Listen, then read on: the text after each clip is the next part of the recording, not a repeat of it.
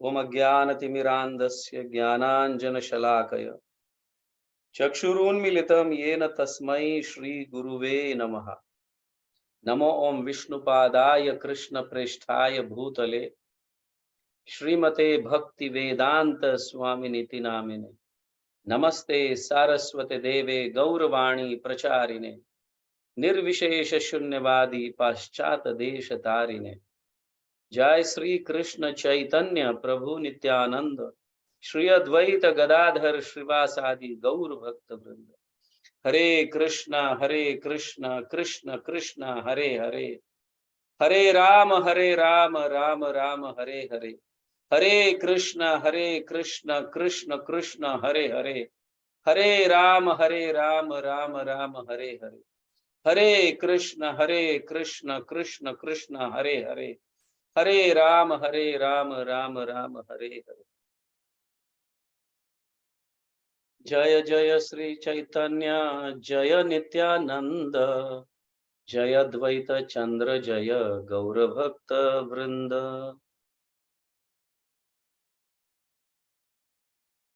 हम क्लास कहो या व्याख्यान कहो, शुरू करने से पहले हम मंगलाचरण गाते हैं। गुरु की कृपा प्राप्त हो, पंच तत्व की कृपा प्राप्त हो, भगवान श्री श्री राधा कृष्ण की कृपा प्राप्त हो और अन्य वैष्णव की कृपा प्राप्त हो। इसलिए मंगलाचरण जो है वो गाना अत्यंत आवश्यक है। सिर्फ वक्ता ही अच्छी तरह से बोले इसलिए नहीं, श्रोतागण भी ध्यान से सुने और उनके हृदय में ये सिद्धांत जो है, ये कथा जो है हृदय में स्थापित हो, स्थित हो, बैठ जाए। इसलिए मंगलाचरण गाना होता है ताकि सभी का मंगल हो, वक्ता का भी श्रोताओं का भी। इसलिए मंगलाचरण बहुत महत्वपूर्ण है। तो मेरे साथ साथ आपको भी गाना चाहिए, ये ध्यान में रखिए। ओके? तो कल हम चर्चा कर रहे थे 5000 साल पूर्व भगवान भगवत गीता का उपदेश देकर जब अपने धाम लौट गए, उन्हें तब याद आया कि आने वाला जो युग है वो कलयुग है। कलयुग के लोग जो है मंद सुमंद मतयो मंद भाग्या ही उपद्रुत, बहुत लेजी है, वीक माइंडेड है। स्मरण शक्ति उनकी खो गई है। इस हेतु भगवान ये सोचते हैं कि मुझे दोबारा वापस जाना पड़ेगा, क्योंकि मैं सिर्फ थ्योरी देकर आया, लेकिन किस तरह से प्रैक्टिकल इसे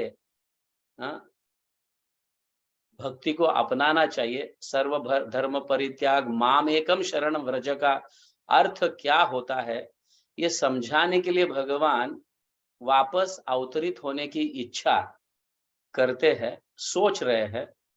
इसकी चर्चा हम कल किए थे। तो सोचने के साथ साथ हम ये भी देखेंगे कि भगवान जब अवतरित होते हैं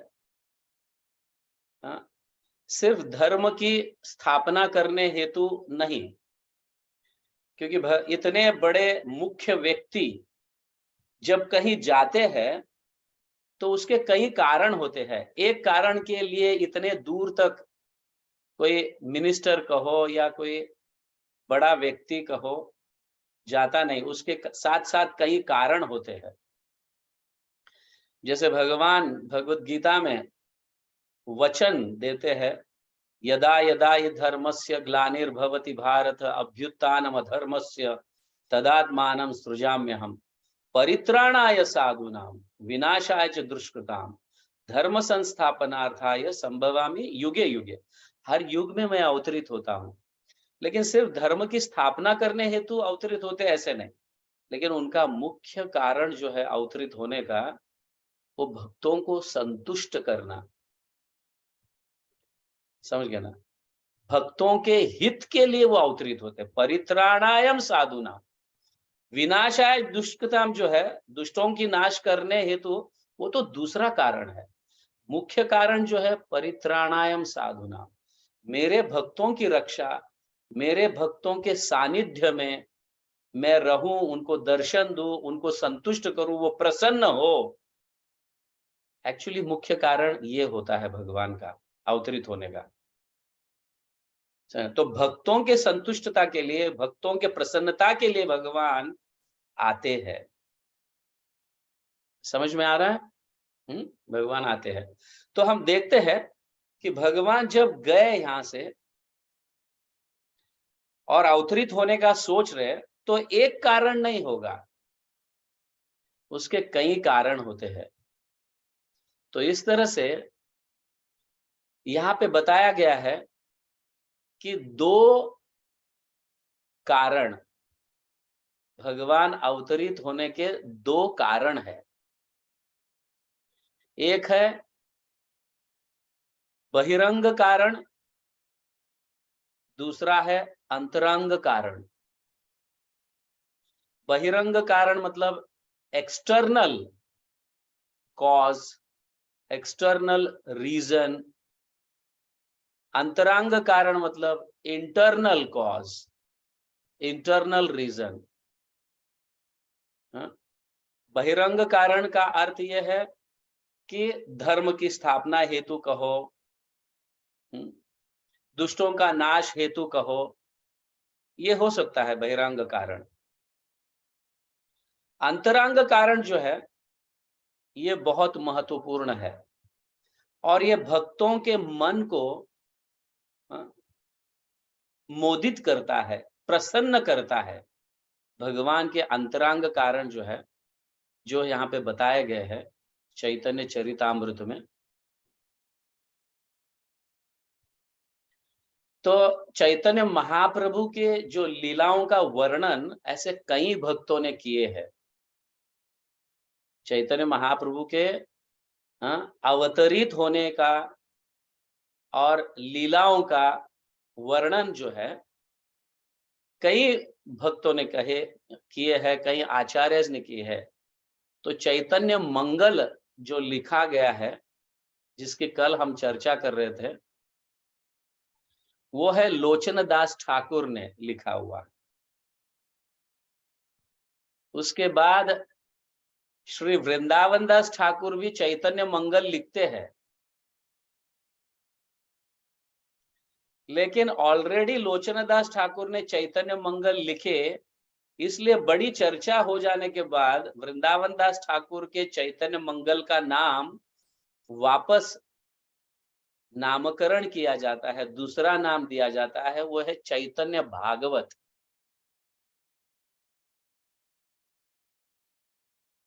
तो वृंदावन दास ठाकुर चैतन्य भागवत लिखने के बाद फिर कई आचार्यों की इच्छा होती है कि चैतन्य महाप्रभु सन्यास लेने के बाद के जो शेष लीला है, बाद के लीलाओं का वर्णन जो है, पहले लोचन दास ठाकुर और वृंदावन दास ठाकुर दोनों ने संक्षेप में किए थे,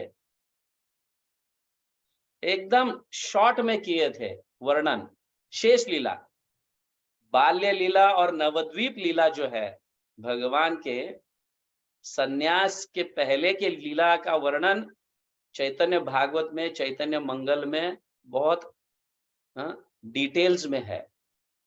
लेकिन उन्होंने शेष लीला, जो बाद की, सन्यास के बाद की लीला, जो जगन्नाथपुरी की लीला जो है, वो एकदम शॉर्ट में वर्णन किए थे। इसलिए सभी भक्तों की इच्छा थी कि शेष लीला जो है, मतलब बाद की लीला जो है, सन्यास लेने के बाद का लीला जो है चैतन्य महाप्रभु का, इसे डिटेल में वर्णन हो।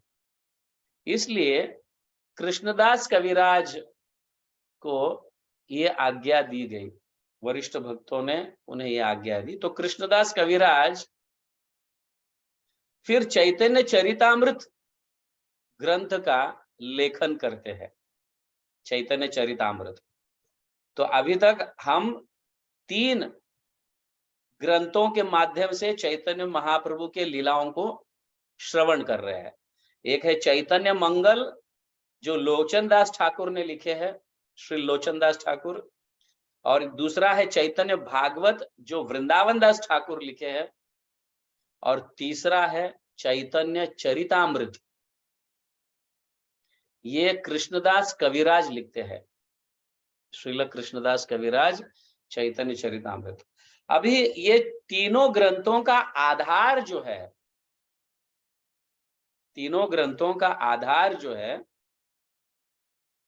2 व्यक्ति के डायरी पर डिपेंडेंट है। 2 व्यक्ति डायरी में रोज चैतन्य महाप्रभु के लीलाओं का लेखन करते थे। जैसे हम डेली डायरी रखते हैं ना अपने खुद का, कि आज मैंने ये किया, वो किया, वहां पे गया, उनसे बात किया, ये किया, वो किया। तो वैसे 2 व्यक्ति जो है चैतन्य महाप्रभु के समकालीन, मतलब चैतन्य महाप्रभु जब थे उस समय, जो भक्तों ने डायरी, डेली डायरी मेंटेन करते थे, वो है मुरारी गुप्ता और स्वरूप दामोदर गोस्वामी। अभी मुरारी गुप्ता जो है, चैतन्य महाप्रभु सन्यास लेने के पहले नवद्वीप में रहा करते थे, बंगाल में नवद्वीप, मायापुर में। तो उस समय चैतन्य महाप्रभु के साथ मुरारी गुप्ता भी रहते थे। तो चैतन्य महाप्रभु के जन्म से लेके सारे लीलाओं का वर्णन मुरारी गुप्ता अपने करच्छा डायरी में करते हैं, उसे करच्छा कहते हैं बंगाली में। तो उसमें नोट, जब चैतन्य महाप्रभु सन्यास लेकर फिर पूरे पश्चिम भारत, साउथ इंडिया टूर पर प्रचार के लिए निकले, और फिर बाद में जगन्नाथपुरी में निवास किए अपने एंड समय तक, अंतिम समय तक, तो उसका नोट या उसकी डायरी जो है स्वरूप दामोदर गोस्वामी रखते थे। समझ गए ना? तो चैतन्य लीला जो है 2 भागों में विभाजित किया है। एक है आदि लीला, दूसरी है शेष लीला। आदि लीला, शेष लीला। मतलब आदि लीला मतलब चैतन्य महाप्रभु सन्यास लेने के पहले की लीला। शेष लीला मतलब चैतन्य महाप्रभु सन्यास लेने के बाद की लीला। अभी शेष लीला वापस 2 भागों में विभाजित किया गया है। आदि लीला तो हम समझते हैं, अभी शेष लीला को 2 भागों में विभाजित किया है, उसे कहा गया मध्य लीला और अंत्य लीला। अभी क्लियर हो रहा है ना? मध्य। तो इस तरह से चैतन्य चरितामृत 3 लीलाओं में विभाजित किया गया, आदि लीला, मध्य लीला और अंत्य लीला। तो आदि लीला में चैतन्य महाप्रभु के सन्यास के पहले का लीला का वर्णन है। मध्य लीला और अंत्य लीला में चैतन्य महाप्रभु के सन्यास के बाद का वर्णन है। Now it is clear? तो मुरारी गुप्ता, श्री मुरारी गुप्ता जो हनुमान के अवतार है, और श्री स्वरूप दामोदर गोस्वामी जो ललिता है, ललिता विशाखा आप जानते होंगे, अष्ट सखियों में से, तो उनके अवतार है स्वरूप दामोदर गोस्वामी। तो ये दोनों के डायरी को लेकर उनमें से जो डिटेल्स प्राप्त हुआ है, ये 3 आचार्य उनके आधार पर चैतन्य महाप्रभु के लीलाओं का वर्णन किए, जो चैतन्य मंगल के नाम से सब लोग जानते हैं, चैतन्य भागवत के नाम से, और चैतन्य चरितामृत के नाम से। तो ये तीन मुख्य चैतन्य महाप्रभु के लीलाओं का वर्णन करते हैं। ये तीन ग्रंथ हमारे लिए मुख्य ग्रंथ है। Is it clear? हाँ, now will come to the reasons कि भगवान, अभी भगवान के दो मुख्य कारण है,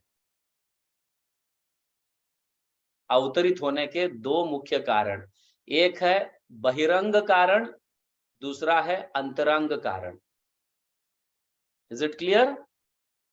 एक्सटर्नल रीजन और एक्सटर्नल कॉज, जिसको हम बहिरंग कारण कहते हैं। इंटरनल कॉज जो है, इसको अंतरंग कारण कहते हैं।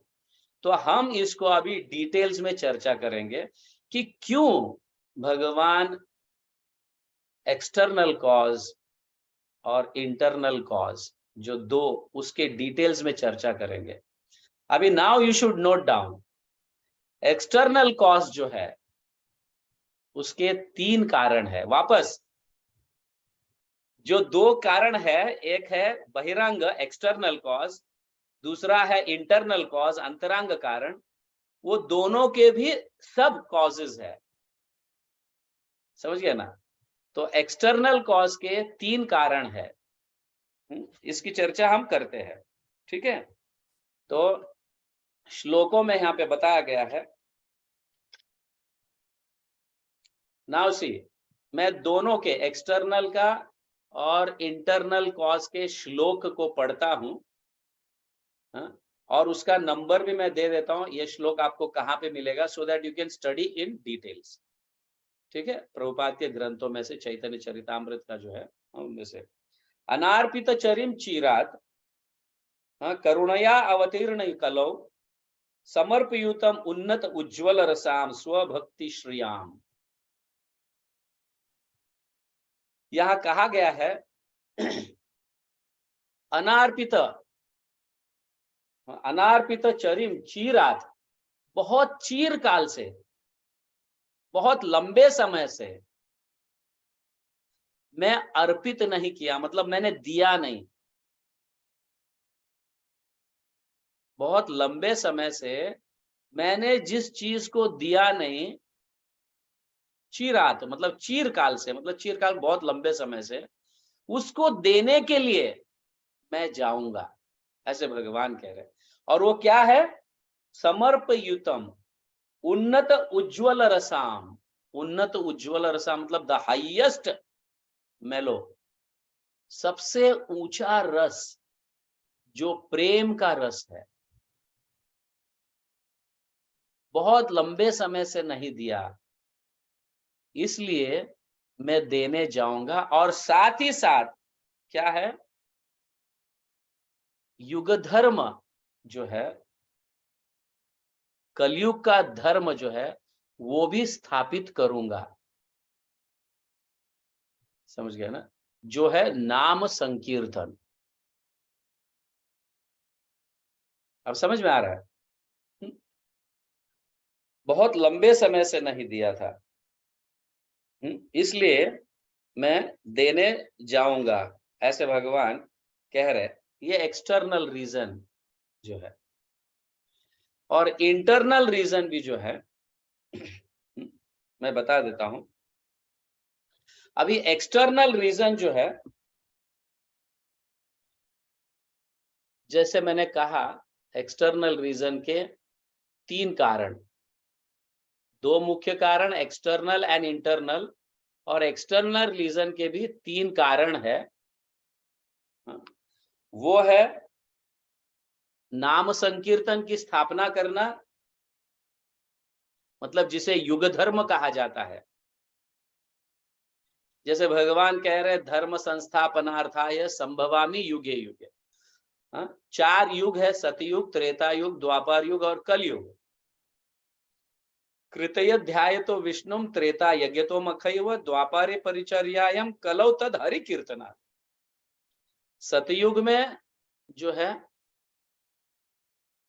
ध्यान की विधि है, त्रेता युग में कृतयध्याय तो विष्णु त्रेता यज्ञ तो मखैव, त्रेता युग में यज्ञ की विधि है। द्वापारे परिचर्यायम, द्वापर युग में अर्च विग्रह की पूजा करना ये विधि है। कलौ तद हरि कीर्तनाद, कलयुग में धर्म जो है वो नाम संकीर्तन, कीर्तन जो है भगवान के नामों का जोर जोर से अनेक भक्तों को लेकर उच्चारण करना, ये पहला कारण है। मतलब एक्सटर्नल कॉज में से, बहिरंग कारण में से, बहिरंग कारण में जो 3 कारण है उनमें से पहला कारण है भगवान के नामों का उच्चारण, नाम संकीर्तन, जो युग धर्म है उसकी स्थापना करना, ये पहला कारण। तो पहले मुख्य कारण का, एक्सटर्नल कॉज का पहला कारण नाम संकीर्तन, फिर पहले कारण का दूसरा कारण डोंट गेट कंफ्यूज्ड प्लीज, समझ गया ना।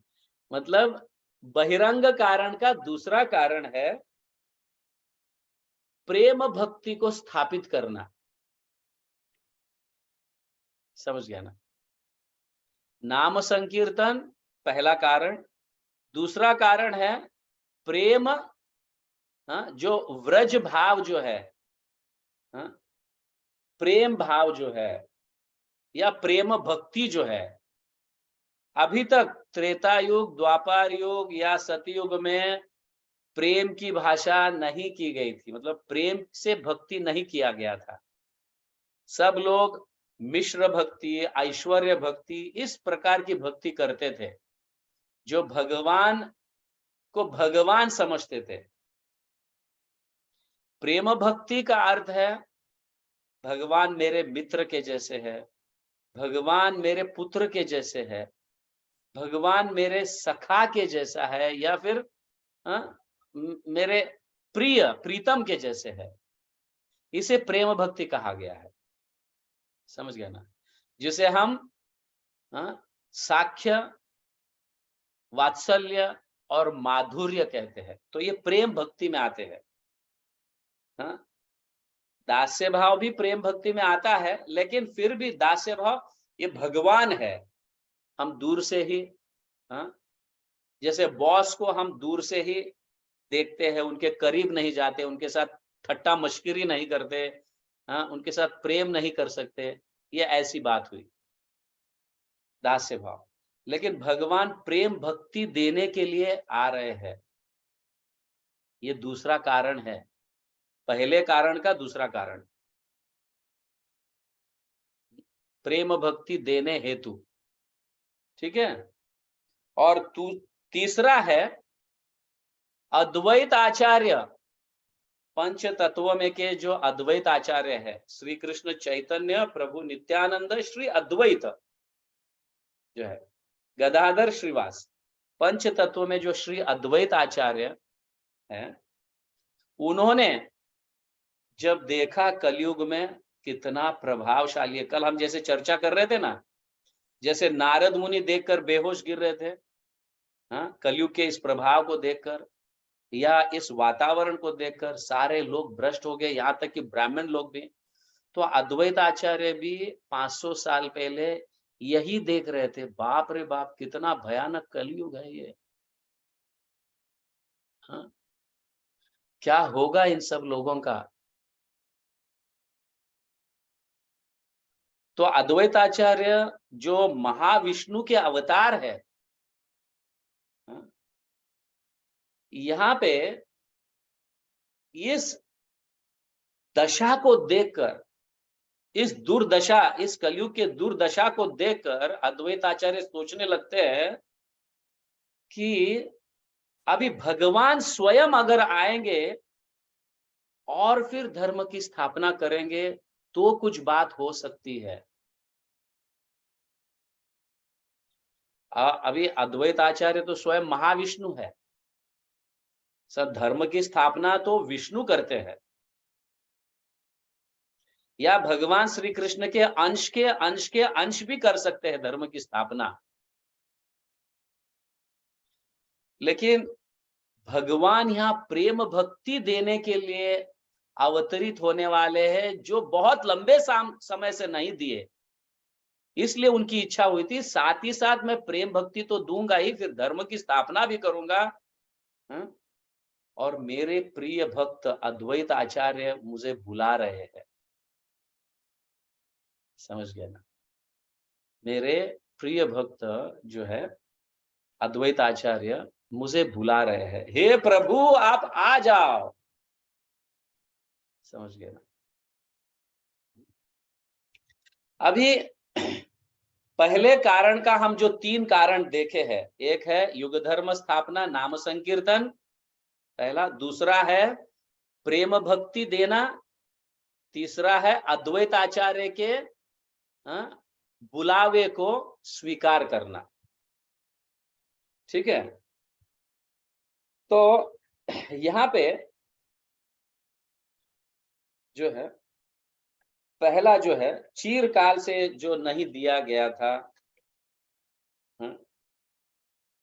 नाम संकीर्तन, तो यहाँ कहा गया है, देखिए, नाउ आई विल रीड।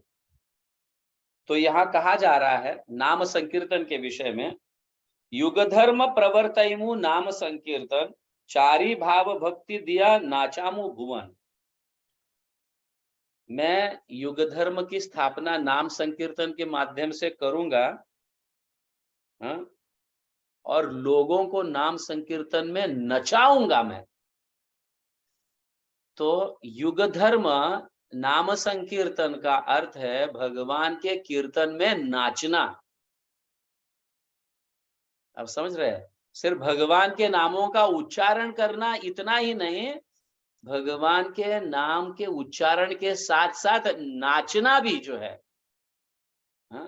संकीर्तन, सारे भक्तों के समूह में भगवान के नाम का उच्चारण करते करते नृत्य करना जो है, ये बहुत महत्वपूर्ण है, जिससे चारी भाव यहाँ पे कहा गया है। समझ गए ना? क्या है? चारी भाव भक्ति दिया नाचामु भुवन। मैं सिर्फ इस पृथ्वी के लोगों को ले, लेकिन पूरे भुवन को नचाऊंगा मैं भगवान के नाम में, जिसके माध्यम से 4 भाव को मेरे भक्त प्राप्त कर सकते हैं। और वो कौन से 4 भाव? दास्य भाव, साख्य भाव, वात्सल्य भाव और माधुर्य भाव। समझ गए?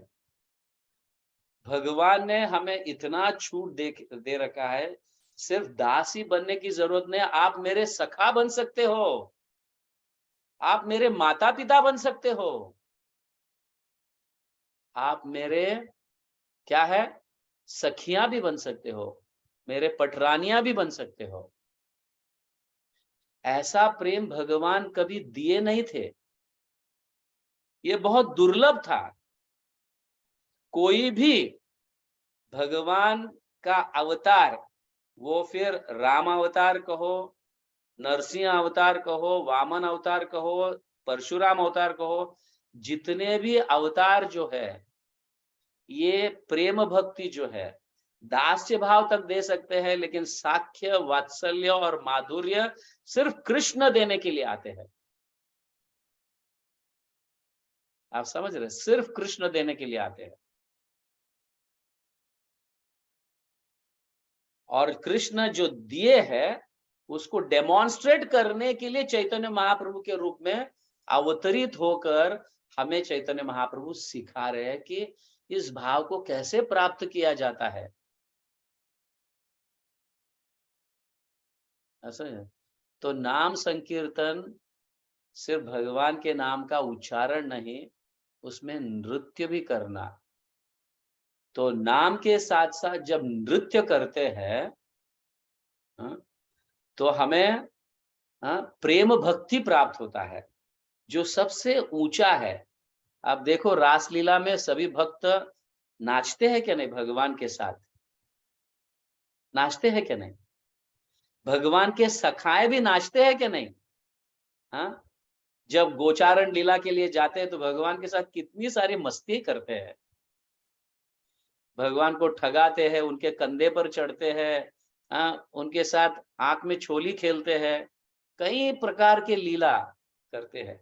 तो भगवान अपने करीब अपने भक्तों को बुलाने के लिए खास, कि मेरे भक्त मेरे करीब आ जाए, सिर्फ दूर से मेरी पूजा दास भाव से ना करे, मेरे सखा भी बन जाए, मेरे माता पिता भी बन जाए, और मेरे सखिया या प्राण प्रियसी भी बन जाए।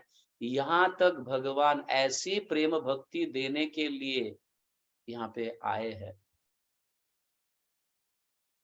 समझिए, तो यहाँ उसे बताया जा रहा है। तो कैसे भगवान सोच रहे हैं, आपनी करीमु भक्त भाव अंगीकार, आपनी आचारी भक्ति सिखायमु सबारे। मैं भक्ति भाव को अंगीकार करूंगा, भक्त के रूप में, जो हम कल बात कर रहे थे, राधा रानी के भाव को अपना कर आ रहे थे। सोच रहे थे कि नहीं, भगवान ऐसे कल प्लान कर रहे थे। तो वो कह रहे हैं इस भक्ति भाव को मैं अपनाऊंगा। आपनी करीमु भक्ति भाव अंगीकारे, भक्ति भाव को अंगीकार कर लूंगा, अपनाऊंगा। आपनी आचरी भक्ति सिखाओ मैं सबारे। मैं भक्ति का आचरण करूंगा और मेरे आचरण के हिसाब से मैं दूसरों को सिखाऊंगा कि ऐसे करने से तुम्हें प्रेम भक्ति प्राप्त होता है। समझ गया?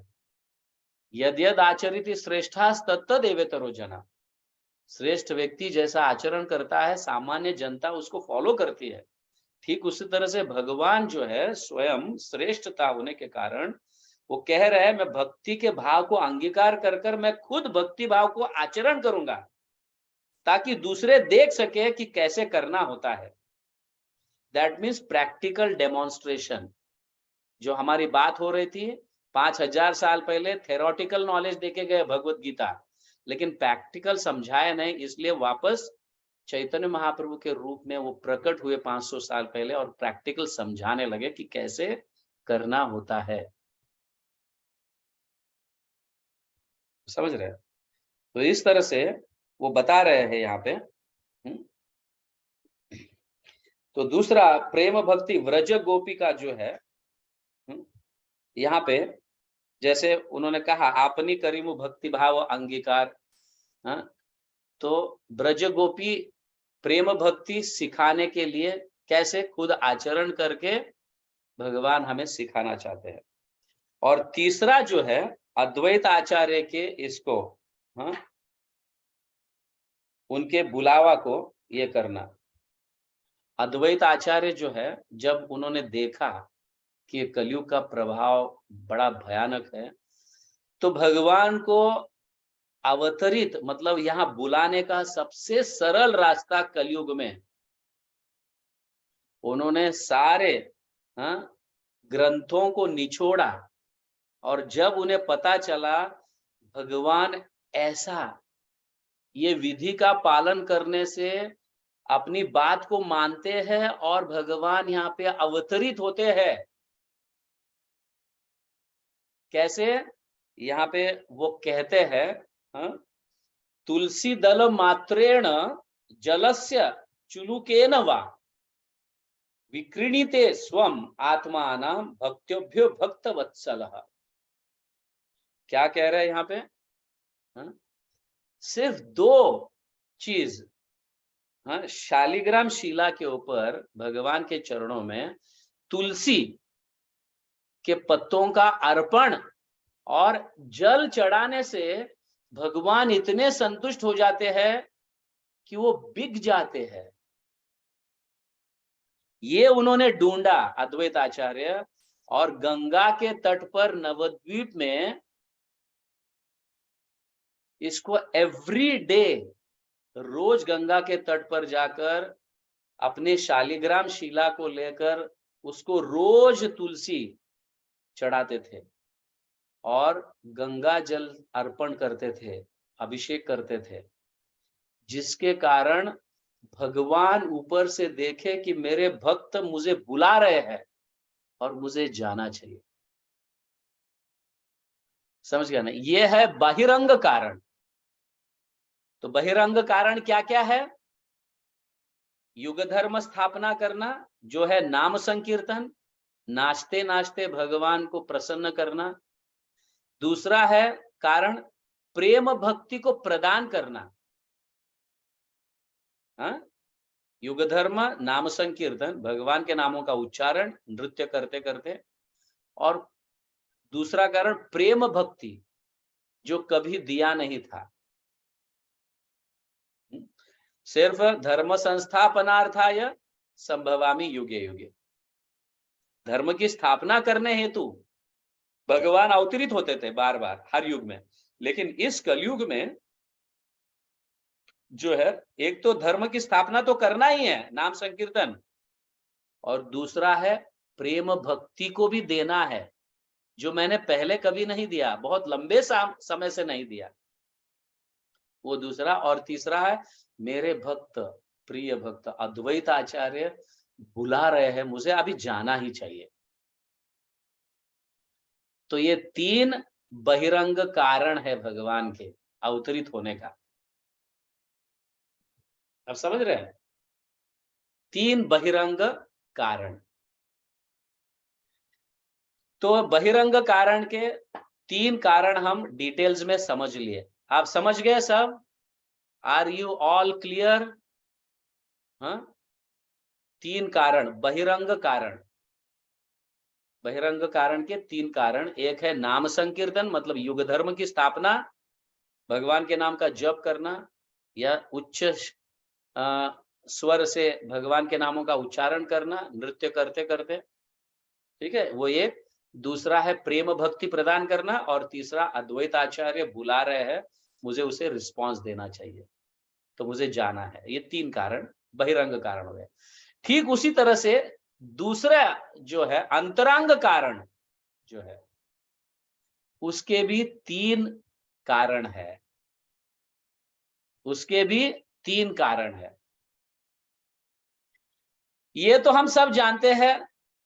हाँ, नाम संकीर्तन, धर्म स्थापना करने हेतु नाम संकीर्तन, युग धर्म है, प्रेम भक्ति है, और अद्वैताचार्य बुला रहे हैं, ठीक है, ये दूसरों के लिए।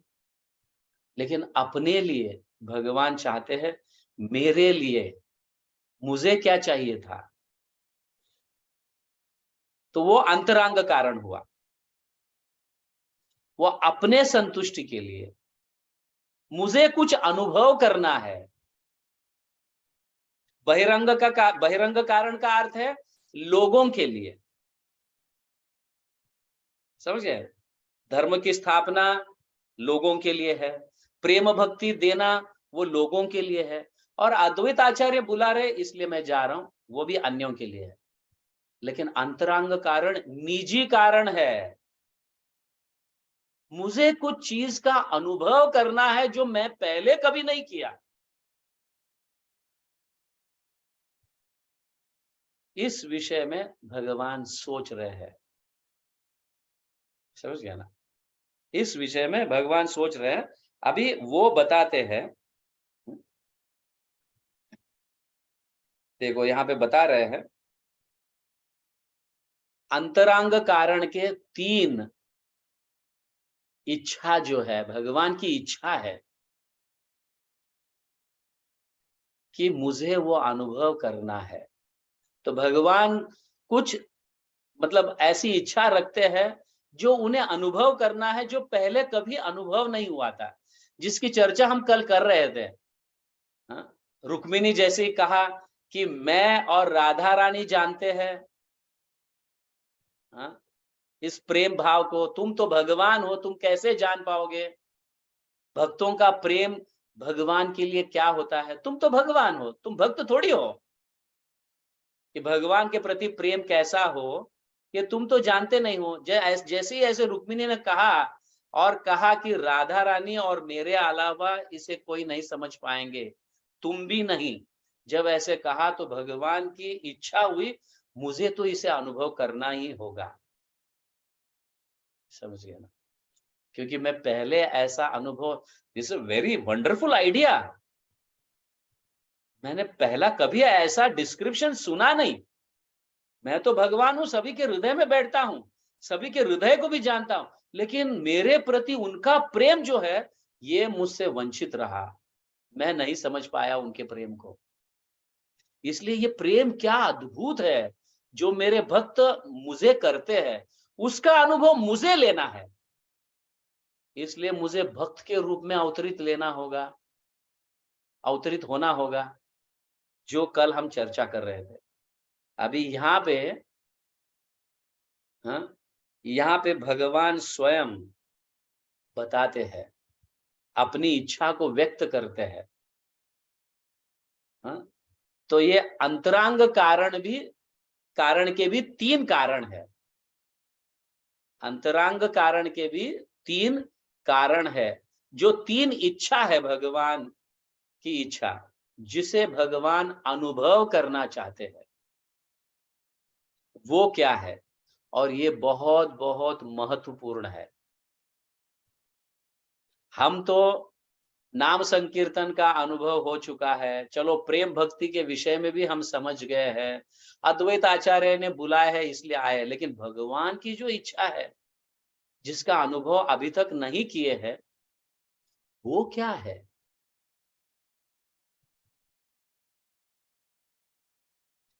ऐसा ऐसा होता भी है कि भगवान को किसी चीज का अनुभव नहीं है, और जिसकी मतलब लालसा उत्पन्न हुई है उनके मन में कि मुझे ये अनुभव करना है।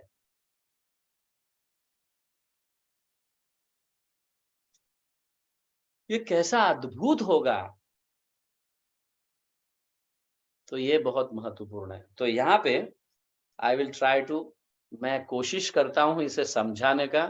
तो कृपा कर कर ध्यान से सुनिए, तो आप समझ पाओगे। और जब भगवान की इस इच्छा को समझेंगे, तो हमारा प्रेम भगवान के प्रति जो है ना, वो बढ़ेगा। और जब हमारा प्रेम भगवान के प्रति बढ़ेगा, तो निश्चित रूप से हमें भगवान का प्रेम प्राप्त होगा।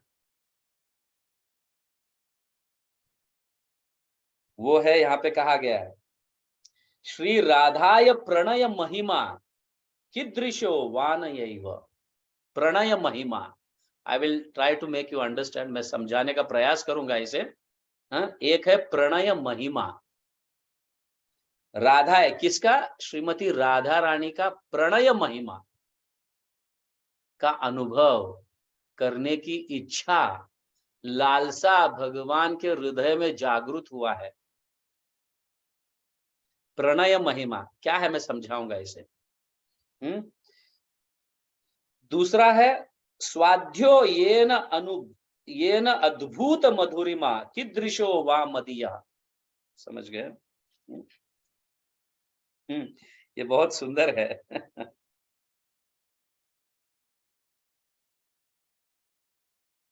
मदिया अद्भुत मधुरिमा। मदिया मतलब मेरी, मेरा माधुर्य, मेरा स्वीटनेस, मेरा मधुरता, हाँ, जिसको राधा रानी अनुभव कर रही है, इसकी चर्चा हो रही है। एक है राधा का प्रणय महिमा, दूसरा है मदीय अद्भुत मधुरिमा। हम्म, और तीसरा है सौख्यम चास्य मद अनुभवता कीदृशम व्यक्ति लोभात। तीसरा क्या है? सौख्यम चास्य मद अनुभवता। Now I explain one one. ठीक है, अभी ये क्या है? तो यहां कहा गया है, श्री राधाय प्रणय महिमा कीदृशो वाणीयैव स्वाध्य ये न अद्भुत मधुरिमा कीदृशो वा मदैव सौख्यम चास्य मद अनुभवता कीदृशम व्यक्ति लोभात तद भावाध्य समजनी सच गर्भ सिंधु हरि इंदु। तो यहाँ पे डिजायरिंग टू अंडरस्टैंड, भगवान की इच्छा, हाँ? इसका अनुभव करने हेतु क्या है? श्रीमती राधा रानी का प्रणय महिमा का अर्थ है श्रीमती राधा रानी का प्रेम। भगवान के लिए इसका अनुभव करना है। पहला कारण क्या है? श्रीमती राधा रानी का यह अद्भुत प्रेम कैसा है, इसको चखने के लिए, इसका अनुभव करने के लिए, ये पहला कारण। आप चाहिए तो नीचे थोड़ा जगह छोड़िए, क्योंकि इसकी डिटेल चर्चा करेंगे पहले कारण का। मतलब समझ गए ना? और दूसरा कारण है, मेरी जो मधुर महिमा जो है, माधुर्य महिमा जो है, मेरा जो मधुर मतलब मेरे लीला का स्वीटनेस जो है, मिठास जो है, जिसे राधा रानी आकर्षित होती है, तो मैं अपने स्वीटनेस का भी अनुभव करना चाहता हूं। ऐसा कौन सा मधुर है मुझ में, मधुरता है मेरी लीलाओं में, मुझ में, तो ये मैं बाहर रहूंगा तो ही उसका अनुभव कर पाऊंगा। जैसे अपने चेहरे को खुद नहीं देख सकते, सामने कोई दिखाने वाला आईना हो या कोई बताने वाला हो तो पता चलता है, ठीक उसी तरह से मेरे माधुरी महिमा जो है, मेरे लीलाएं जो है, हाँ, जो स्वीट है, हाँ, मेरे गुण जो है, मधुर गुण जो है, उसका अनुभव अगर मुझे करना है तो मुझे बाहर रहना पड़ेगा। मतलब किसी का भाव अपनाना पड़ेगा।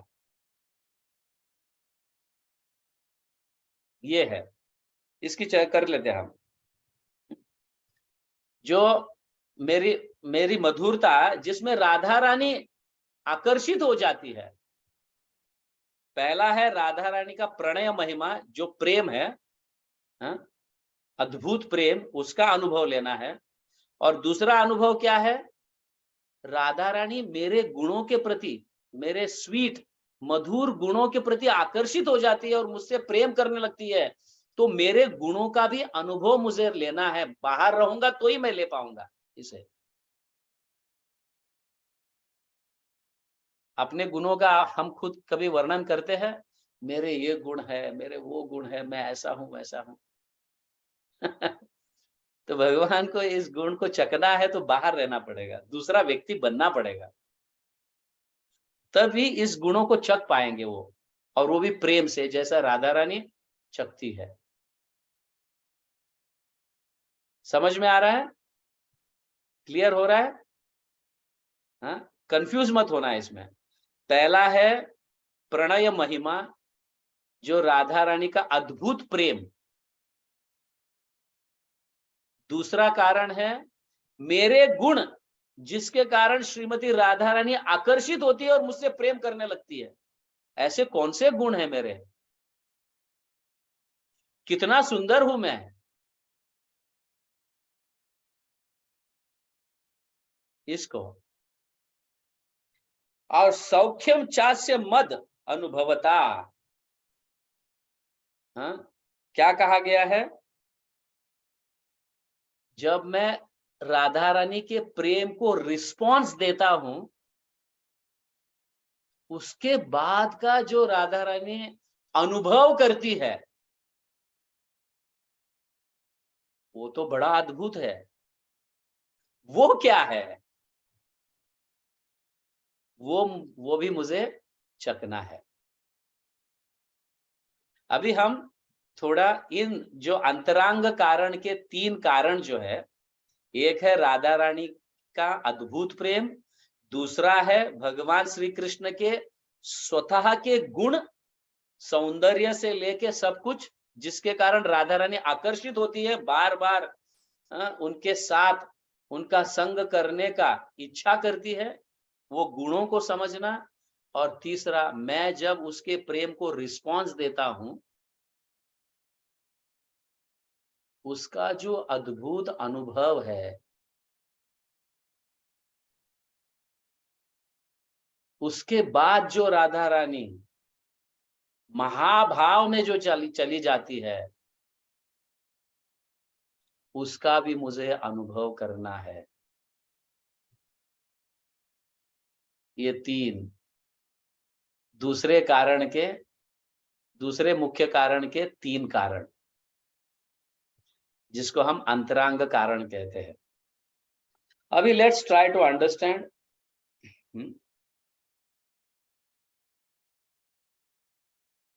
अभी मैं कोशिश करता हूं ये श्लोकों के माध्यम से समझाने का, ठीक है।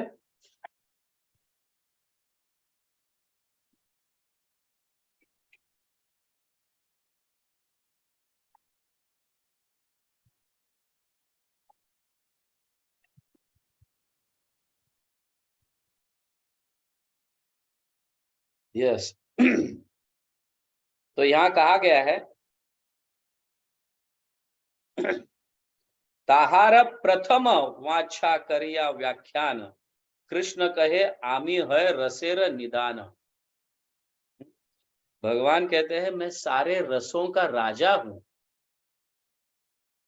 सारे रसों का मैं राजा हूं, और ये रस का अनुभव मुझे अभी तक कैसे नहीं हुआ। जो राधा रानी का प्रेम जो है, अद्भुत प्रेम का रस, मुझे कैसे नहीं अनुभव हो रहा है। तो यहाँ पे वो कह रहे हैं राधा रानी जो है कृष्ण के प्रति जो पागलपन जो है, कृष्ण के लिए पागलपन, हाँ? अभी देखिए पॉइंट्स यहाँ पे पहले कारण का, अद्भुत प्रणय महिमा जो है, राधा रानी के अद्भुत प्रेम की महिमा के जो पॉइंट्स है जिसके कारण भगवान उसको अनुभव करना चाहते हैं, वो सबसे प्रथम है कि राधा रानी जो मुझे मेरे प्रेम में पागल जो होती है, ये पागलपन का मुझे अनुभव करना है। क्या है वो?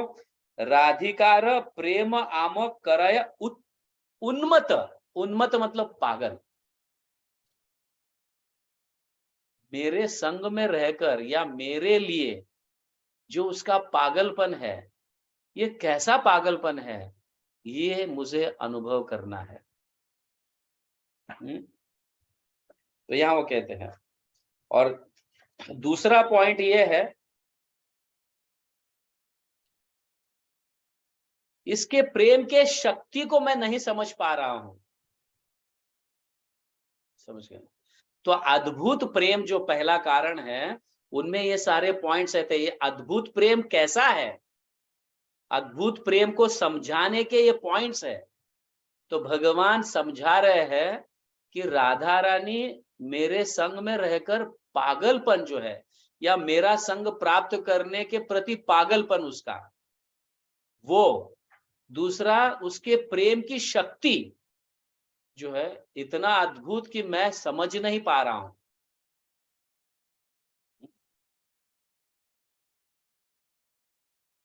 और तीसरा भगवान स्वयं डिक्लेयर कर देते हैं, हाँ, कि श्रीमती राधा रानी मेरी प्रेम की गुरु है और मैं उसका शिष्य हूं। अभी गुरु और शिष्य में अंतर यह है कि गुरु का अनुभव शिष्य से श्रेष्ठ होता है कि नहीं? हर चीज का अनुभव गुरु का शिष्य से श्रेष्ठ होता है। तो यहाँ पे भगवान श्री कृष्ण अपने आप को श्रीमती राधा रानी के शिष्य मान रहे हैं। राधा रानी मेरे प्रेम की गुरु है, प्रेम गुरु। यहाँ पे कह रहे हैं, वो स्वयं कह रहे हैं, राधिकार प्रेम गुरु आमी शिष्य नट, सदा आमा नाना नृत्य नाचाय, हाँ, नाचाय उद्भट। मतलब राधा रानी का प्रेम जो है वो मुझे ऐसे पकड़ के रखती है कि वो जैसा कहती है मुझे वैसा नाचना पड़ता है। इसलिए वो प्रेम की गुरु है। आप समझ रहे हैं?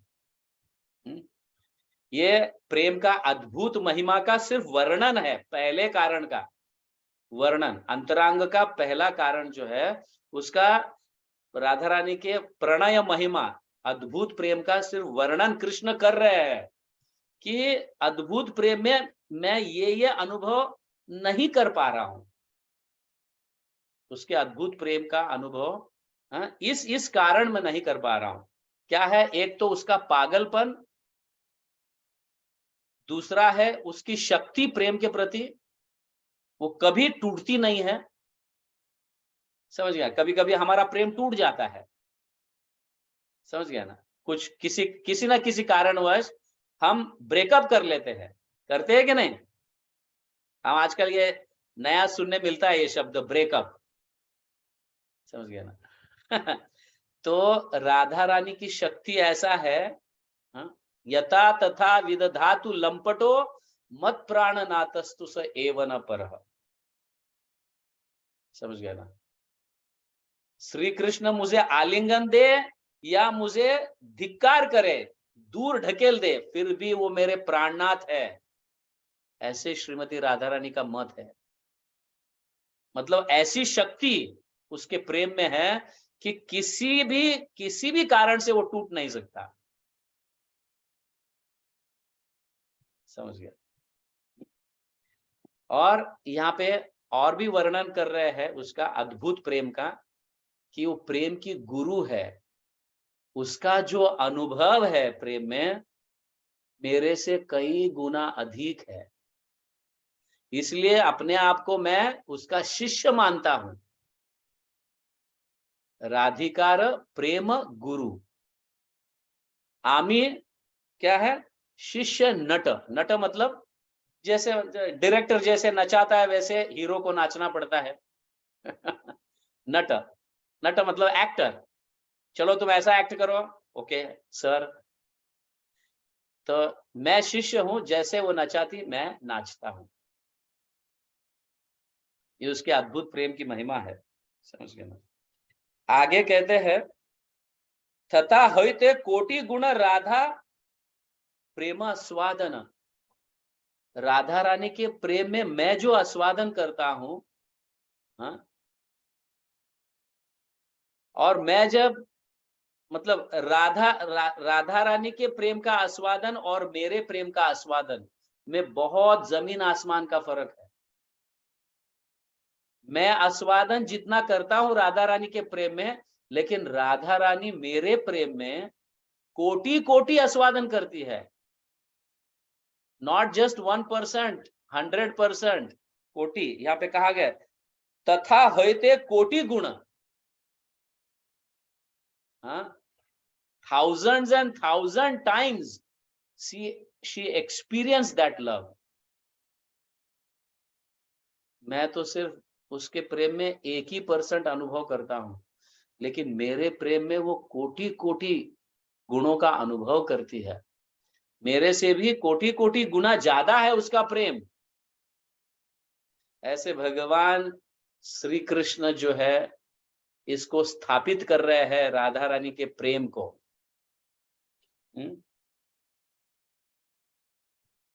She tastes 10 million times more than me by her love। समझ गया ना? मेरे प्रेम को वो कोटि कोटि गुना चखती है, उसको टेस्ट करती है, लेकिन मुझे इतना टेस्ट नहीं प्राप्त होता है। आगे कहा गया है उसका प्रेम कैसा है? There is no full stop for her love, it is ever increasing love। देखो अद्भुत प्रेम कैसा है? ऐसा नहीं कि अभी एक दूसरे को प्रेम करते हैं, दैट्स फिनिश्ड।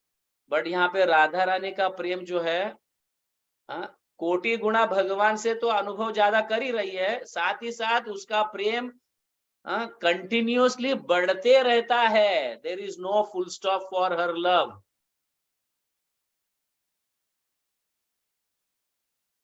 अभी यहाँ पे एक बहुत सुंदर वर्णन हमारे आचार्य बताते हैं कि राधा रानी का प्रेम जब कृष्ण के ऊपर होता है, राधा रानी के उस प्रेम को देखकर कृष्ण का सौंदर्य बढ़ता है। और कृष्ण का सौंदर्य जैसे ही बढ़ जाता है तो राधा रानी का प्रेम और बढ़ता है, और राधा रानी का प्रेम और बढ़ता है तो कृष्ण का सौंदर्य और भी बढ़ने लगता है, और कृष्ण का सौंदर्य और बढ़ता है तो राधा रानी का प्रेम उससे ज्यादा गुना बढ़ता है। इस तरह से they both cannot defeat each other, तो वो कंटिन्यूअसली बढ़ रहा है, और इसलिए राधा रानी का प्रेम बढ़ने के कारण कृष्ण का सौंदर्य भी बढ़ रहा है। कृष्ण का सौंदर्य बढ़ने का कारण क्या है? राधा रानी का प्रेम। इसका भगवान स्वयं वर्णन कर रहे हैं। राधा रानी के अद्भुत प्रेम का वर्णन भगवान स्वयं कर रहे हैं। देखो कितना सुंदर वर्णन कर रहे हैं भगवान।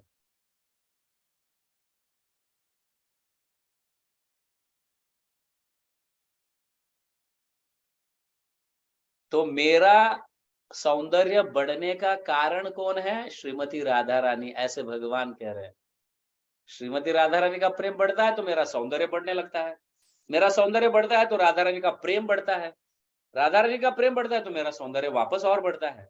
तो देयर इज नो डिफीट, एक दूसरे को कोई भी मतलब हरा नहीं पा रहा है, देयर इज कंटिन्यूअस प्रोसेस। तो राधा रानी के प्रेम के कारण भगवान श्री कृष्ण का सौंदर्य बढ़ रहा है। समझ गया ना?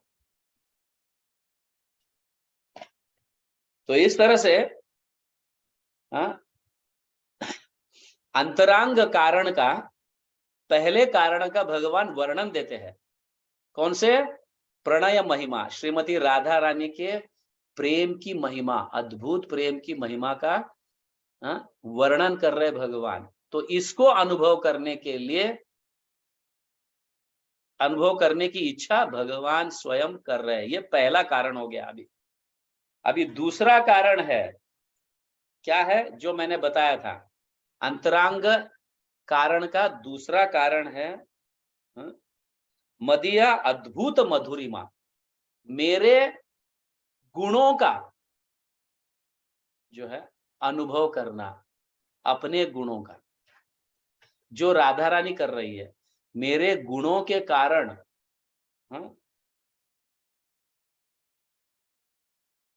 राधा रानी का जो प्रेम बढ़ रहा है, तो मुझे अपने गुणों को टेस्ट करना है। I want to test my own sweetness, मधुरिमा, मधुरता जो है मुझ में, मेरे गुणों में जो मधुरता है, मेरे गुणों को मुझे चखना है। अगर चखना है तो मुझे बाहर रहना पड़ेगा, तभी मैं अपने गुणों को चख पाऊंगा, तभी मैं अपने सौंदर्य को देख पाऊंगा। तो यहाँ पे बताया है, 1 minute, now I'll try 58। तो यहाँ पे कहा जा रहा है, अद्भुत अनंत पूर्ण मोरो मधुरिमा, त्रिजगते इहार के नाही पाया सीमा। My sweetness is wonderful, infinite and full. No one in this three world can find its limit. मेरे गुणों का लिमिट नहीं है। हाँ? तो ये जो श्रीमती राधा रानी अनुभव कर रही है, मुझे तो अनुभव नहीं होगा ये। समझ गया ना? जैसे मेरे प्रीतम के गुणों का अनुभव मुझे करना है, तो मैं प्रीतम के गुणों का अनुभव कर पाऊंगा। अपने गुणों का अनुभव मैं कैसे कर सकता हूँ? अपने गुणों के प्रति मेरा प्रेम कैसे बढ़ेगा? मुझे बाहर रहना पड़ेगा तभी जाके। आप समझ रहे हैं ना इसे? हाँ? तो भगवान ये सोच रहे हैं, मेरे गुण में जो मधुरता है, उसको चखना है, जो राधा रानी चख कर मुझे प्रेम करती है।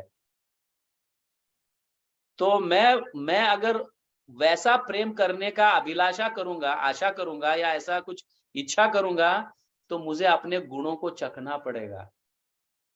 तो यहाँ पे भगवान स्वयं अपने गुणों का भी वर्णन कर रहे हैं। समझ गए ना? तो यहाँ कहा गया है, तो जैसे मैं समझाया था कि उनके गुण कैसे बढ़ने लगते हैं। जैसे राधा रानी का प्रेम बढ़ता है तो उनका सौंदर्य बढ़ता है, तो सौंदर्य के साथ साथ उनके और गुण भी जो है, अनंत गुण, वो भी बढ़ने लगते हैं।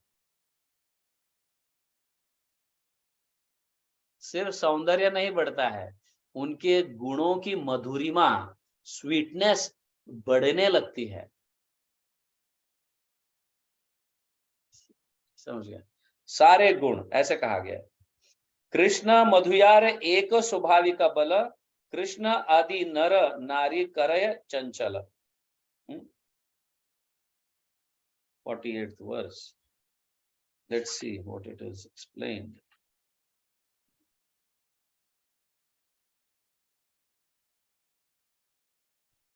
तो यहाँ कहा गया है, all minds are attracted by hearing his sweet voice and flute, and by seeing his beauty. Even Lord Krishna himself makes effort to taste that sweetness. भगवान को अपने सौंदर्य का जो गुण है उसका अनुभव नहीं था। एक बार ऐसे ही भगवान जा रहे थे, जैसे आईने में हम अपने चेहरे को देखते हैं ना, तो खंबे में बहुत सारे हीरे ज्वारात लगे हुए थे। तो जब जाते जाते कृष्ण ने उस खंबे को देखा, उसके अंदर अपनी छवि जब भगवान श्री कृष्ण देखे तो पागल हो गए, मेरे सौंदर्य इतना है कि वो खुद मूर्छित होकर गिर गए उस सौंदर्य को देखकर।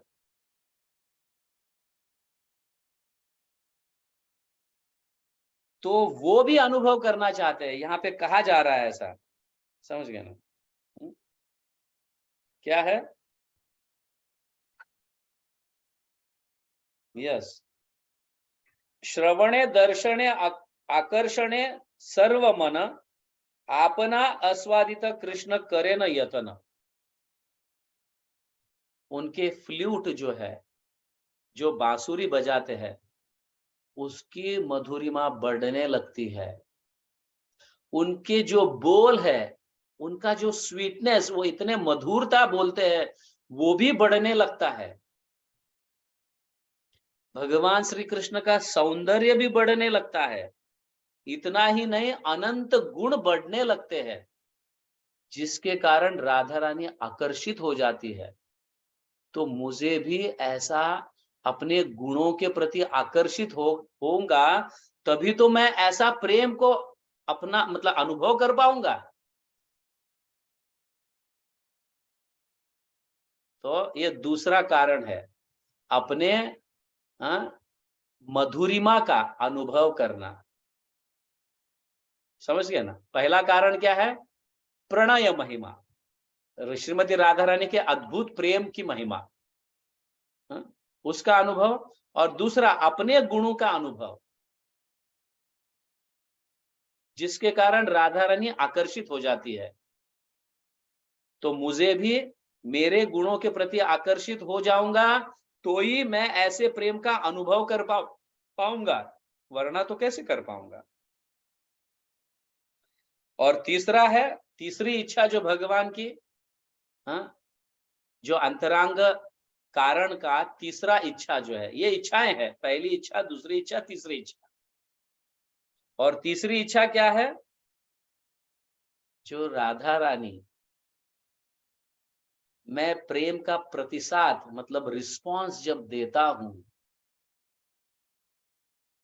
राधा रानी मुझे प्रेम करती है और मैं राधा रानी के प्रेम को जब रिस्पांस देता हूं, जब रिस्पांस देता हूं, तब उसका जो अनुभव है, दैट कैनॉट बी कॉम्पिटेड।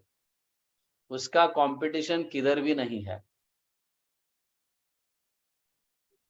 जब मैं रिस्पांस देता हूं उसके प्रेम के लिए, मैं तो सिर्फ एक गुना अनुभव करता हूं, लेकिन राधा रानी कोटि कोटि गुना अनुभव कर रही है मेरे प्रेम का आस्वादन, मेरे रिस्पांस के प्रति। तो वो भी मुझे चखना है। क्लियर हो गया? 3? हाँ, इज इट क्लियर? नाउ मैं एसेंस में बता रहा हूं, सार। कॉन्क्लूजन, भगवान के अवतरित होने के दो मुख्य कारण, वो है क्या? बहिरंग कारण, दूसरा है अंतरंग कारण। और ये दोनों के नीचे तीन तीन वापस कारण आते हैं। बहिरंग के 3 कारण और अंतरंग के 3 कारण। समझ में आ रहा है? बहिरंग के 3 कारण है युग धर्म की स्थापना करना, जो है नाम संकीर्तन।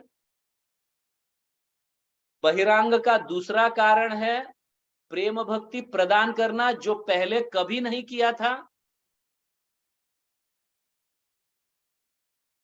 और तीसरा, बहिरंग का तीसरा कारण है अद्वैत आचार्य के बुलावा को स्वीकार करना। पहले मुख्य कारण जो बहिरंग कारण है, उसके ये 3 कारण। अभी दूसरा अंतरंग कारण के भी वापस 3 कारण, जिसकी हमने चर्चा की। एक है श्रीमती राधा रानी के प्रेम के महिमा को समझना, प्रणय महिमा, प्रेम के अद्भुत प्रेम का अनुभव करना।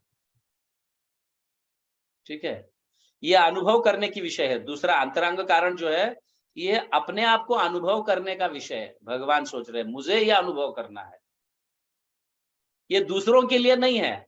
जैसे युग धर्म दे दिया, नाम संकीर्तन, तुम जप करो अपना उद्धार करो, संकीर्तन करो, प्रेम भक्ति करो, अपना उद्धार करो। हाँ, वो बहिरंग कारण हुआ। अंतरंग कारण क्या है? अपने लिए, मेरे लिए, अपने खुद के लिए भगवान सोच रहे हैं मेरी इच्छा, मुझे यह अनुभव करना है। वो है राधाय प्रणय महिमा, राधा रानी का अद्भुत प्रेम का अनुभव। दूसरा है मेरे गुणों का अनुभव, जिसके कारण राधा रानी आकर्षित हो जाती है मेरे प्रति। और तीसरा है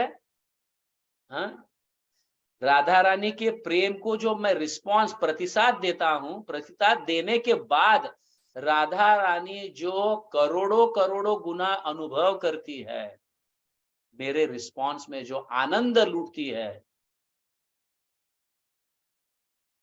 आप समझ रहे हैं?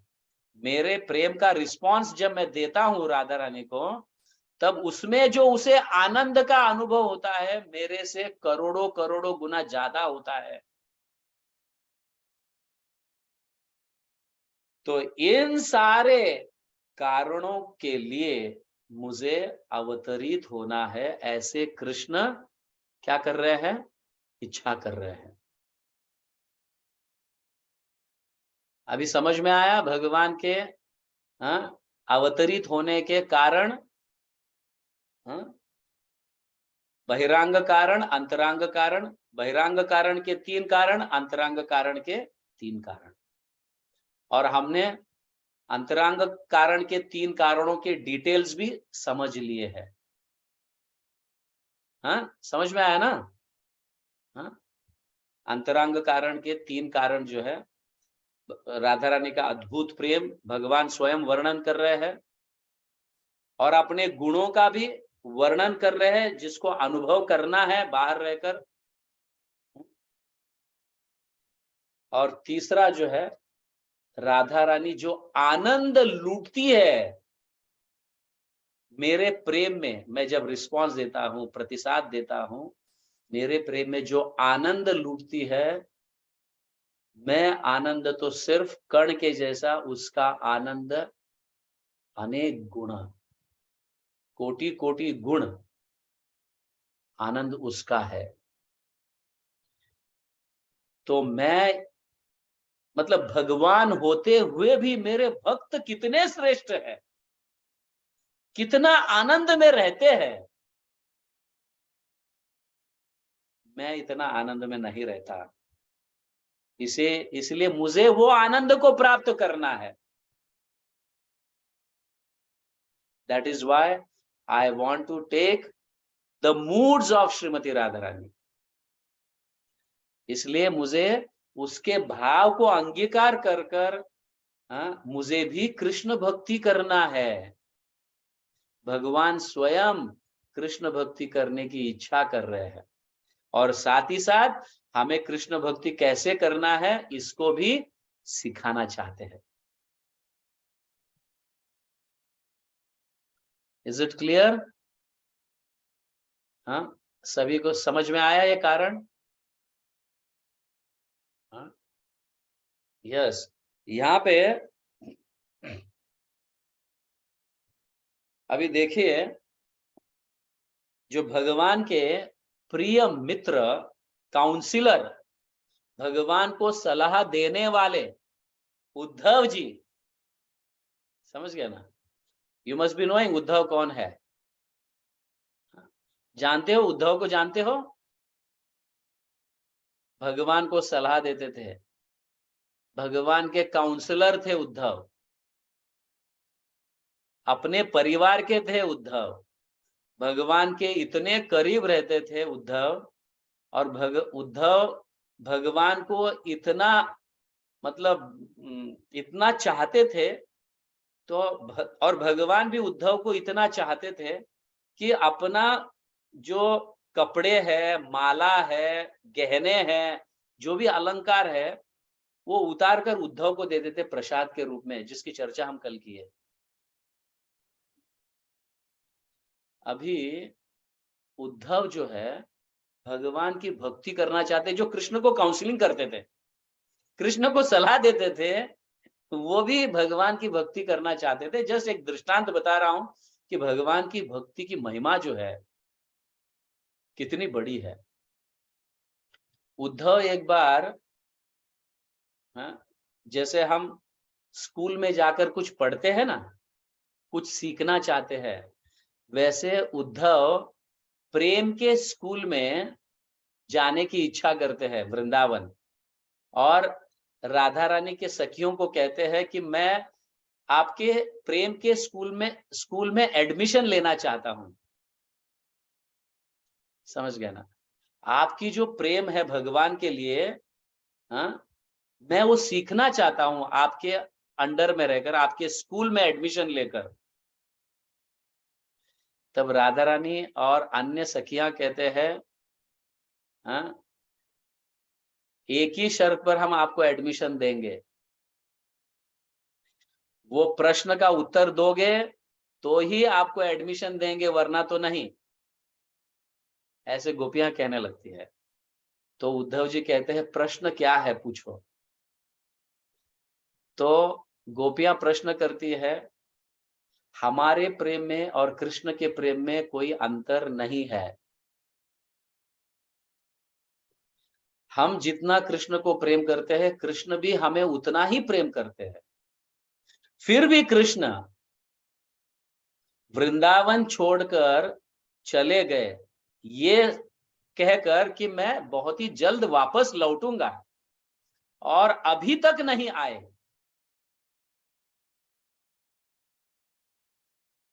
ये प्रश्न का उत्तर दीजिए, क्यों कृष्ण अभी तक नहीं आए?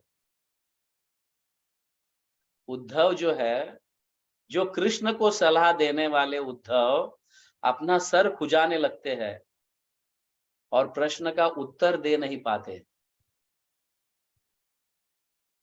राधा रानी और अन्य सखियां कहती है, ये ऐसा ही हुआ जैसा एक भिखारी दरवाजे पर खड़ा रहकर भीख मांगता है, और भीख देने के उपरांत भिखारी चला जाता है,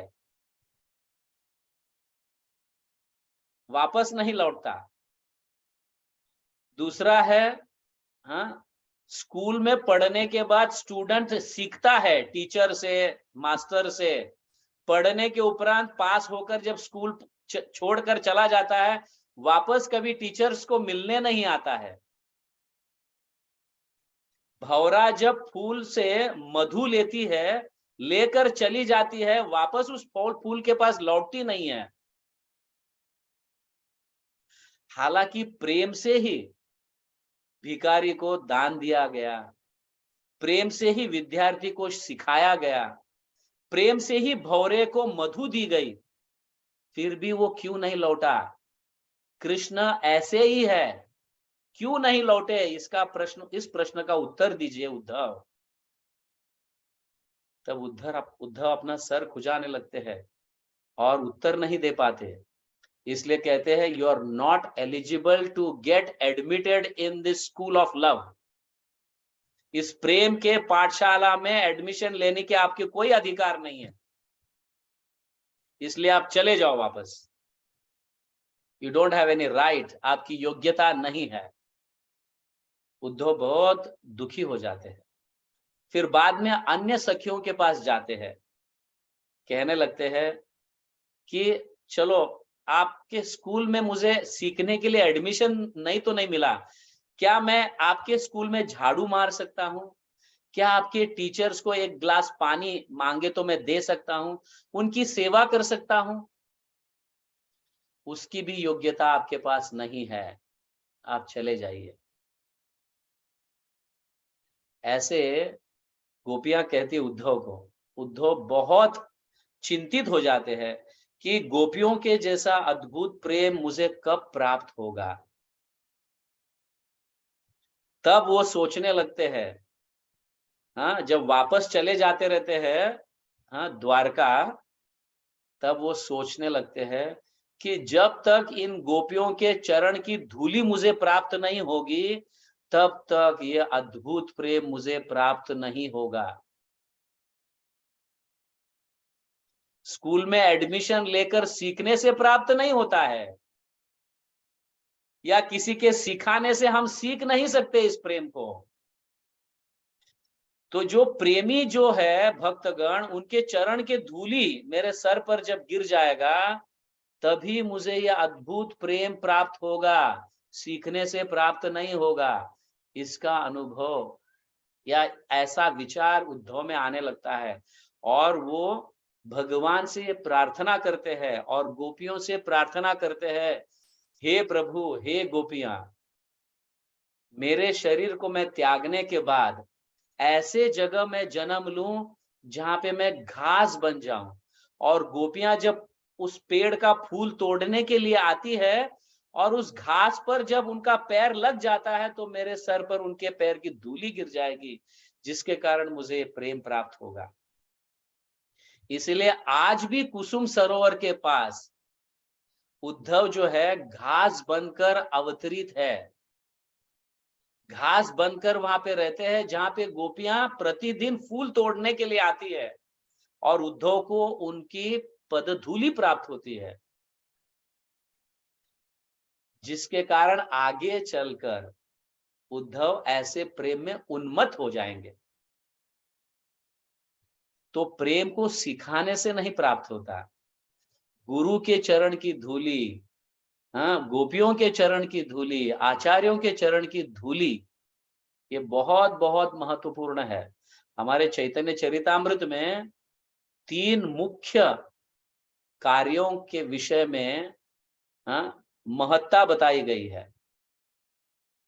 जो भगवान के शुद्ध भक्त होते हैं, उनका उच्छिष्ट अन्न महाप्रसाद जो है, वो खाने से उनके पाद प्रक्षालन का जो चरणामृत है, उनके चरण धोकर जो अमृत मिलता है, चरणामृत जिसको कहते हैं, उसको मुंह में ग्रहण करने से या सर पर लगाने से, हाँ, और तीसरा जो है उनकी चरण धूली जो है, ये 3 महाबल है।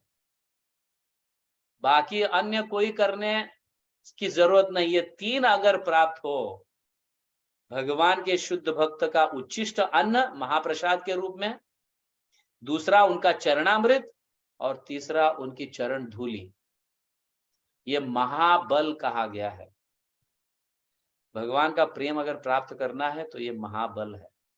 तो खास करके उसमें चरण धूली, चरण धूली का अर्थ ये नहीं कि जाकर धूली ले ले बार बार बार बार, नहीं।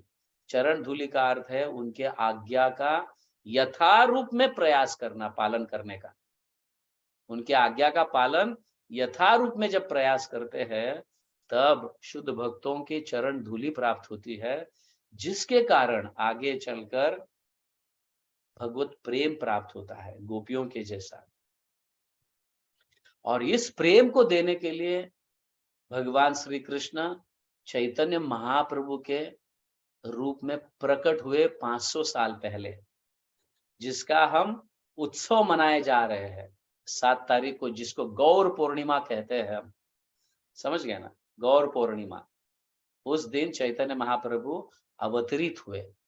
तो अवतरित होते समय का थोड़ा संक्षेप रूप में वर्णन कर कर फिर हम जो है उनका पूरे भारत भर में प्रचार के लिए जो भ्रमण करते हैं, उस विषय में कल हम चर्चा करेंगे कि उन्होंने कैसे कैसे मणियों का निर्माण किया, कैसे कैसे हीरे जैसे आचार्यों का निर्माण किया, और वो कैसे निर्माण होते हैं।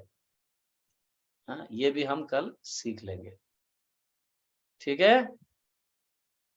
श्री चैतन्य चरितामृत की जय, श्री गौरांग महाप्रभु की कथा की जय, लीलामृत की जय, जगत गुरु श्रील प्रभुपाद की जय, गौर पूर्णिमा महामहोत्सव की जय, गौर प्रेमानंदे हरि हरि। उद्धव जी कब से प्रश्न एक बार बोलिए वापस, क्या है? उद्धव जी जो थे, हाँ, वो कृष्ण के बचपन के फ्रेंड थे या द्वारकाधीश बने तो वहां के सलाहकार थे? सलाहकार तो बाद में बने, लेकिन बचपन के ही फ्रेंड है वो। फ्रेंड ही नहीं, मतलब उनके भाई के समान है, भाई है, सगे भाई नहीं, लेकिन उनके भाई। और बचपन से उद्धव उनके साथ ही रहते हैं। यस। और कृष्ण जब राजा बने, द्वारकाधीश, हाँ, उसके पहले से ही भगवान उनसे सलाह लेते थे। ज्यादातर सलाह एडमिनिस्ट्रेशन के विषय में लेने लगे। Okay, any other questions? और कोई प्रश्न किसी को? यस, रसराज गोपीनाथ प्रभु, अनम्यूट कीजिए। हरे कृष्ण प्रभु जी, दंडवत प्रणाम। दंडवत। प्रभु जी, ये श्रीमद् भागवतम के 11वें स्कंद के 29वें चैप्टर में तो लास्ट में ऐसा आता है कि उद्धव जी तपस्या करके बद्रिकाश्रम में तपस्या करके तप में लीन होके भगवान के धाम को प्राप्त होते हैं। तो उसके भावार्थ में ऐसा लिखा है कि विश्वनाथ चक्रवर्ती ठाकुर कहते कि उद्धव जी वैकुंठ लोक की द्वारका को प्राप्त हुए और यहाँ पे वृंदावन में तपस्या कर रहे हैं। तो इसको कैसे लेंगे हम? देखो, ये हमें इस तरह से देखना चाहिए, एक सिद्धांत है और दूसरा रस है। समझ गए ना? हाँ, तो उद्धव जी वहां पे धाम को प्राप्त हुए होंगे, द्वारका को, लेकिन वहां पे इच्छा तो कर सकते हैं ना कि भय कृष्ण, मुझे गोपियों के जैसे रस का अनुभव करना है। समझ गए ना? तो तब जाके वृंदावन में वहां पे घास के रूप में रहते हैं। ऐसे भी सिद्ध लोग अनेक रूपों में अनेक जगह रह सकते हैं। ठीक है ना? तो द्वारका में उद्धव कृष्ण के साथ भी है, और साथ ही साथ वृंदावन में घास के रूप में वहां पे रहते भी है, जो हर हमेशा नित्य गोपियों के धूली को प्राप्त करते रहते हैं, जब तक उन्हें ये प्रेम प्राप्त ना हो, ऐसा प्रेम, गोपियों के जैसा प्रेम प्राप्त ना हो। जी, ठीक है। धन्यवाद प्रभु जी। हरे कृष्ण। हरे कृष्ण।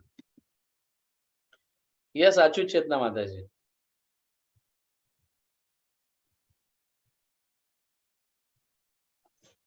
हरे कृष्ण प्रभु जी, दंडवत प्रणाम। दंडवत प्रणाम। प्रभु जी, उद्धव जी को मथुरा से भेजा था ना भगवान श्री कृष्ण ने गोपियों को समझाने के लिए? हाँ, मथुरा से भेजा था।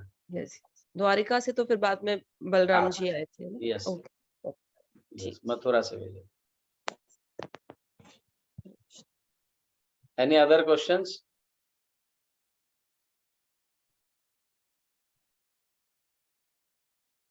Know questions?